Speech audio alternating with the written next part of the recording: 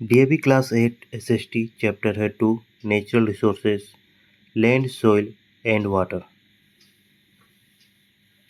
तो सबसे पहले आते हैं tick the correct option. Which type of soil leads to desertification. तो इसका लिखिएगा soil erosion. Question number 2, which one of the flowing is suitable for restoring soil fertility. तो इसका आंसर लिखिएगा रोटेशन ऑफ क्रॉप्स। तीसरा है which of the flowing is not a favour of multipurpose river valley project. तो इसका option लिखिएगा C, large scale displacement of people. Number 4 है maintenance of lake and ponds is essential for. ये करिएगा increasing water table. पांचवा है which factor is more responsible for quick formation of soil in Rajasthan. इसका option C कीजिएगा extreme difference in day and night temperature. फिर B में है fill in the blanks. Earth surface is divided into land and water zones. 2 है to maintain ecological balance 33% of land should be under forest. तीसरा में है planting of trees is commonly now as afforestation. चौथा में है the main source of fresh water is rainfall. पांचवा में है earth is now as blue planet due to the presence of water on it.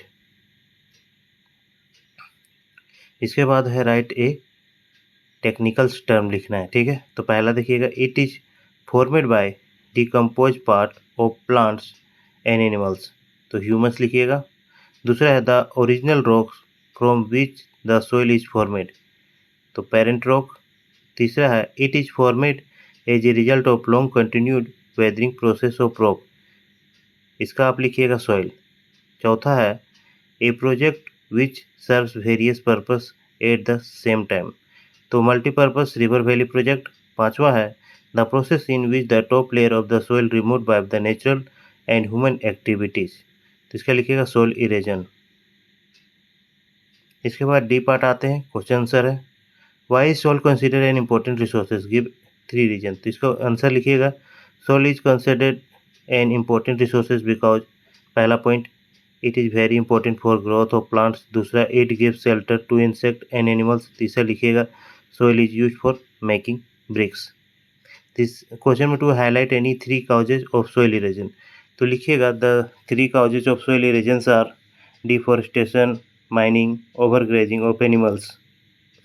तीसरा है explain hydrological cycle with the help of a diagram. तो इसका लिखिएगा the process by which water keeps on changing its form and circulate between the ocean atmosphere and land is now as hydrological cycle. It include the process of evaporation, condensation and precipitation। ठीक है, precipitation है और इसका एक diagram है, ये आप बना लीजिएगा, ठीक है। इसके बाद है question number 4, how does river water get polluted, explain. तो आंसर लिखिएगा river water get polluted day by day these are flowing reasons. पहला रीजन है अनट्रीटेड सीवेज। दूसरा है dumping waste material into the river. और तीसरा लिखिएगा एनिमल्स बाथ, ठीक है। पांचवा है identity 5 any 3 ecological problem cause by building large dam. तो इसका आंसर लिखिएगा 3 ecological problem cause by building large dams are, पहला डिफॉरेस्टेशन, दूसरा सोइल इरोजन, तीसरा है एक्सटिंक्ट ऑफ एक्वेटिक स्पीसीज। इसके बाद ई पार्ट में आते हैं explain any 5 factor responsible for formation of soil. इसका आंसर लिखिएगा the 5 factor responsible for soil formation are, पहला द पेरेंट रॉक्स। इसका लिखिएगा the original rocks formed from which soil is formed by process of weathering is now is the parent rock. दूसरा लिखिएगा the topography variation such as mountain, plateau and plains affect the thickness of soil cover। तीसरा लिखिएगा the climate factor like temperature and rainfall affect the soil formation। चौथा लिखिएगा the vegetation cover at time plant grow in the cracks existing in rocks, ठीक है। with time the root or the plant start penetrating in the cracks and make them wider। as a result cracks distinguish and smaller pieces that help in the soil formation। पांचवा times gives maturity to the soil. आप एक बार देख लीजिएगा, इसे note down कर लीजिएगा अच्छे से।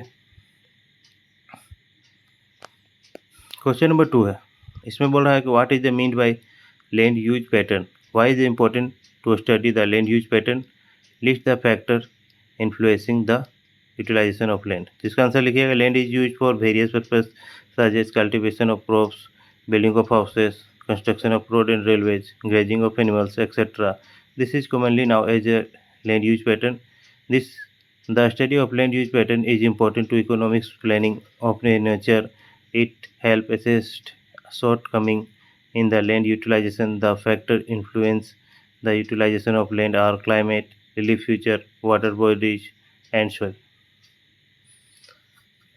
क्वेश्चन नंबर 3 है water multipurpose river valley project.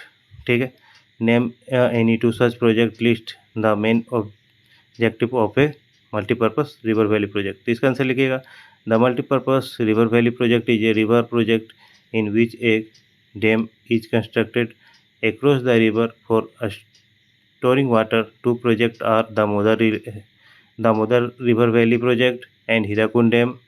The main objectives of the multipurpose river valley projects are पहला लिखिएगा इरिगेशन। इसके बाद देख लीजिए क्वेश्चन नंबर 4 है suggest any 5 step to the conserve soil. इसका लिखिएगा various step of conserve soils. पहला तो प्लांटिंग मोर देन ट्रीज, दूसरा राइजिंग फोडर क्रॉप्स, तीसरा लिखिएगा restriction of free movement of the animals in the field, चौथा लिखिएगा checking for reckless cutting of tree, पांचवा लिखिएगा adapting scientific agriculture practice like rotation of crop strip.